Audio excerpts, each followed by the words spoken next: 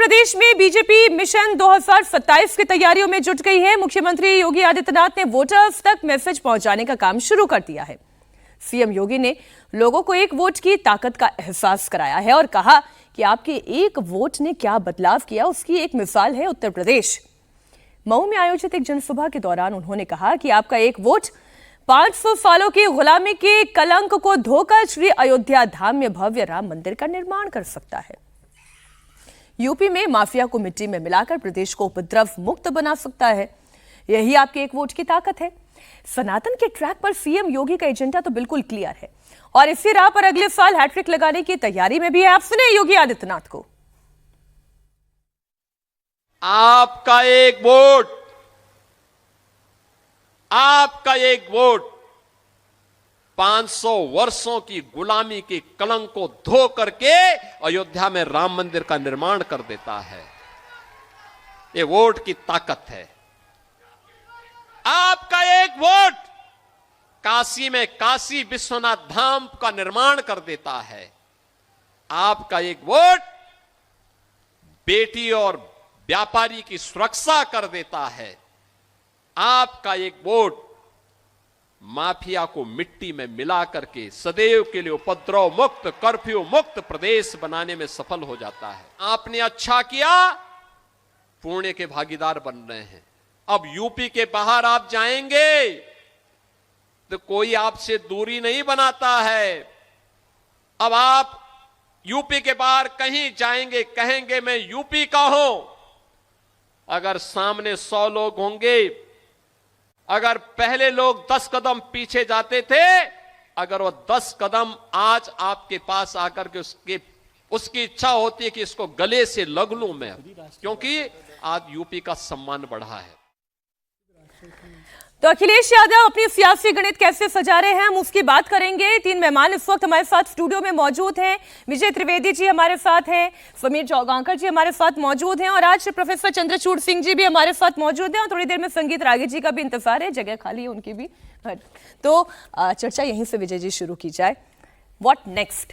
ये जो 27 का जो पूरा गणित सजाया जा रहा है, उसमें इतना तो हमें समझ में आता है कि मुख्यमंत्री योगी आदित्यनाथ के लिए नीति हिंदुत्व की बिल्कुल साफ है और एक एक वोट की कीमत वो अपने वोटर को समझा रहे हैं।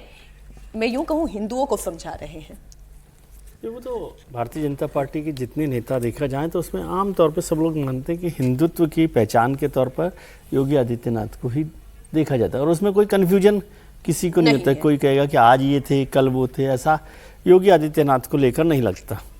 बल्कि उनका जो स्लोगन था वो पूरे देश भर में, पूरे राज्यों में चल गया, बटेंगे तो कटेंगे। बिल्कुल ठीक बात। तो वो हिंदुत्व को, हिंदुओं को एक रखने पर जोर देते हैं और कन्फ्यूजन उनको नहीं है। क्लैरिटी के साथ वो काम कर रहे हैं, जो काम कर रहे हैं, जो भी एजेंडा चला रहे हैं। बहुत सारे लोगों को नहीं भी पसंद आता होगा, बहुत सारे लोगों को पसंद आता होगा, इसमें तो कोई ऐसा बात नहीं है, लेकिन उनका एजेंडा क्लियर है और वो उसको साथ रखना चाहते हैं। लेकिन बस, और अभी की तारीख में आज देखें तो वो मजबूत स्थिति में, कोई ऐसा कमज़ोर स्थिति में भी नहीं है।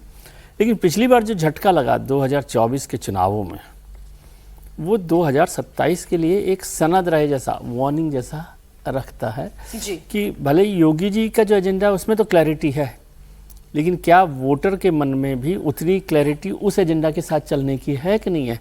या जो अखिलेश जी का पीडीए वाला, या जो संविधान बचाओ के बहाने जातियों का जो एजेंडा था, वो और योगी जी के एजेंडा को कैसे कंपेयर किया जाएगा। वो एक ऐसी लड़ाई है कि क्या योगी जी उस पूरी बिरादरी को अपने साथ हिंदू अम्ब्रेला के नीचे लाने में कामयाब होते हैं। 2 बातें जो उनके इस संबोधन में थी प्रोफेसर साहब, वो ये थी कि पहली बात तो हिंदुत्व का एजेंडा उनका साफ है, उसमें कोई कंफ्यूजन नहीं, वो विजय त्रिवेदी जी भी कह रहे हैं। दूसरी बात वो ये कह रहे हैं कि माफिया मुक्त, गुंडा मुक्त उत्तर प्रदेश का शासन रहेगा, जो बात लॉ एंड ऑर्डर की है। लेकिन साथ साथ उत्तर प्रदेश को लेकर उनका विजन, उनके इलेक्शन का एजेंडा आपको क्या दिखाई देता है? देखिए, मुझे ये लगता है, जो मैं विजय जी से भी सहमत हूं और ये बिल्कुल स्पष्ट है कि वो हिंदुत्व का तो एजेंडा है, पर हिंदुत्व के एजेंडे में ही विकासात्मक राजनीति, विधि व्यवस्था और विकास का बहुत प्रत्यक्ष संबंध होता है। जहां कहते हैं, बहुत वर्ष पहले एक अंग्रेजी में ट्रिटाइज लिखी गई थी, लेवियाथन कहते थे, और उसमें बिल्कुल स्पष्ट लिखा है कि where there is no law, there is no order, there is no justice, there is no injustice. न्याय अन्याय की स्थापना तभी होती है ना, एक अच्छा शासन जहाँ जस्टिस तो तभी होगा ना, शासन तो तभी बेहतर माना जाएगा जहाँ विधि व्यवस्था हो, वहीं विकास भी होगा, वहीं साइंस होगा, वहीं इंडस्ट्री होगा, वहीं नेविगेशन होगा, वहीं टेक्नोलॉजी होगी। तो जब तक वो स्थापित नहीं हो जाएगी, और मुझे लगता है कि पिछले 5 वर्षों में योगी जी ने उत्तर प्रदेश में इस व्यवस्था को बहुत अच्छी तरीके से स्थापित किया है। बाकी वैचारिकता हो ना हो वो दूसरी बात है, लेकिन जो उत्तर प्रदेश की राजनीति का अभी, जैसा उन्होंने कहा भी कि आज उत्तर प्रदेश को लोग दूसरी नजरों से देख रहे हैं। पहले एक समय था जिसमें उत्तर प्रदेश और बिहार और मैदानी भाग की राजनीति को लोग एंड ऑफ द वर्ल्ड भी कहते थे।